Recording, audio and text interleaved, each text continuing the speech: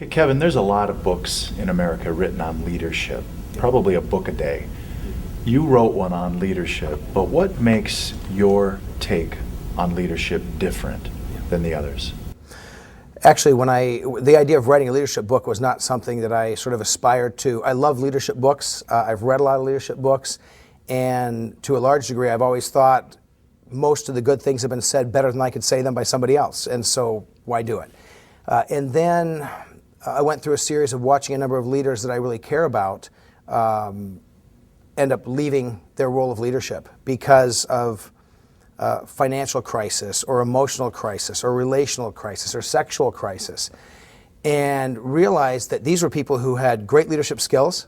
They were people who knew what they were doing. They've read lots of great books about leadership. They've gone to all the good conferences. They've gone to good schools. And they have this incredible skill set of all these abilities to lead. So the issue wasn't, did they know how to lead? The problem was, were they being the right person on the inside? Something on the inside had gone wrong. And as that happened, eventually the outer leadership world fell apart. And so what began to grow in my heart is maybe there's space for a book that's not about so much how to lead as much as who to be. And through that, then you would become an effective leader, and you could take all these other skills you have, and the idea that if 90% of our leadership is our skills and 10% is who we are, but if who we are falls apart, all the skills go by the wayside as well. And so I guess I saw enough leaders lose their role of leadership because something on the inside went wrong. And so really writing this book, Leadership from the Inside Out, was really a matter of saying, here's this missing piece in leadership. And I just couldn't find many books out there that address the soul and the inner life and the who am I as a leader, so then my skills could thrive for a lifetime. Why is it that leaders are so visionary and they are able to paint pictures of great things, and yet they're blind to their own poverty of heart? Yeah. So why is it that we're so blind to our inner heart? Yeah. I guess when I think about leadership and how leaders can have incredible vision and great perceptivity into other people's issues and miss them in themselves, I think that happens because every single leader is a human being.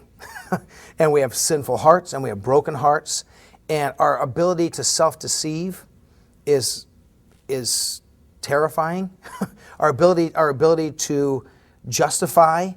There's just, even though if we're a Christian leader in the business world or in the church or whatever the setting is, even as a committed Christian who's been forgiven by Jesus Christ, we just seem to be able to look the other way. And so that the concept of leadership from the inside out is sort of twofold. Number one, to learn how to self-examine and look and say, okay, do I see something? Do I notice something in my character, in my attitude, in my motives, whatever it is, in my heart, in my mind, in my lifestyle that isn't healthy, and actually acknowledge it and admit it and deal with those problems when they're small. And then the second component, and really to that question, how can leaders who are so aware of where other people are at miss it in themselves? The second component is really saying, can I acknowledge that I don't always see what I need to see in myself? And can I willingly and humbly get people around me who will notice things for me that I can't see, and who will say, you know what, Kevin, your attitude here wasn't really what it should have been.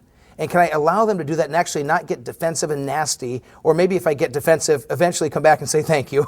because even when some people come, I have people in my life that will speak the truth to me, but I can still get kind of surly and defensive. I don't really want to hear it right away, but with time, the Holy Spirit helps me realize, boy, you need these people, and what they said is true. And so self-examining, and then when we can't see it, getting other people around us is a huge way to answer that question, what if I don't want to or can't see issues in my own life? Now, what if a person says, well, this is a book for leaders, and I'm not a leader, so it probably has nothing to do with me, the average Christian. What would you say to that, Kevin? Yeah, leadership from the inside out, obviously in the very title, and then examining the inner life of a healthy church leader. That is a specific context. And so this is written without apology into a specific context, into a specific setting. And so I would say the first audience is leaders in church ministry settings. And I would hope to see that this used by entire leadership teams. I've actually put, for every chapter of the book, there's discussion questions in the back. So a team can say, okay, over the next 9 weeks or the next 9 months, we're going to study this together. We're going to use the discussion questions. We're going to learn together and really dig into this as a team. And so yes, that's a starting context. But the principles and the truths there will transfer to business, and they'll transfer to non-leaders.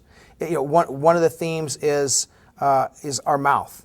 And do we speak words that encourage and build up, or do we speak words that tear down and discourage? Now, is that just for church leaders?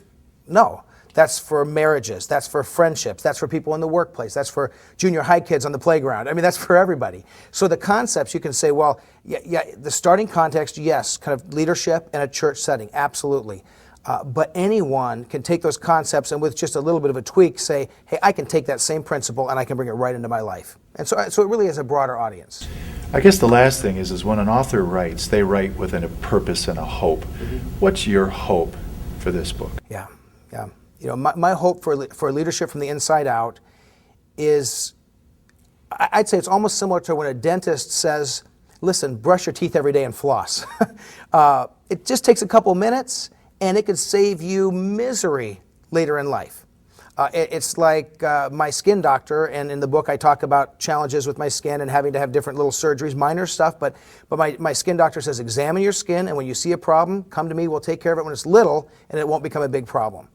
My hope with this book is that leaders would start a practice of examining their own hearts and lives with honesty and humility, and noticing problems when they're small, and just deal with them now. Don't wait till the wheels come off, the thing blows up in your face, and you're no longer leading your business, you're no longer in your marriage, you're no longer pastoring your church, whatever the setting is, because you didn't notice the small things. And then my hope is that leaders would develop almost an intentional practice of saying, I need to get people around me who will ask me the tough questions, who will speak the truth to me, even when it's tough to hear and even when it's hard for them to say. Because if they'll do that for me, it could save my life. And boy, it's worth it all.